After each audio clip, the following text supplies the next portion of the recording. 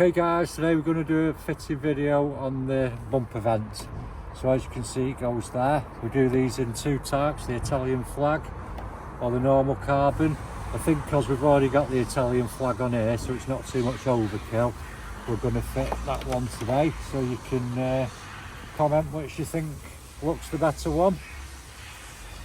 So obviously it's straightforward, all come as you can see there, glue all the way around. Adhesion primer as always. So we'll just take the adhesion primer and give that a good coating all the way over it.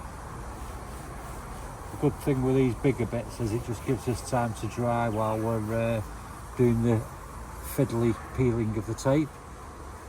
Get on the posts on there and there, as much as you can. So don't get this on your paintwork because obviously it dries like a dull film.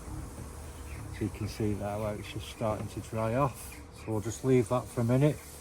So we'll get all this peeled off, we'll get it slotted in there and we'll come back to you in a minute.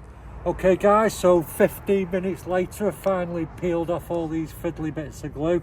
So obviously at that point you're just going to get that edge in there, just gently line it up so before you're pressing anything down. So obviously you can see there, nicely tucked, and then at that point you're going to go back with everything else.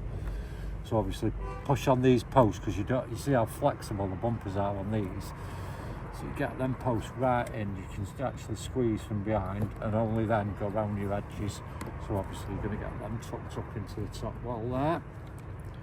So you can buy these on our website, www.KillAllChrome.com. Like I say, two variations, so you choose which one you want. Leave a comment if you want to let us know which you think's best. Till next time.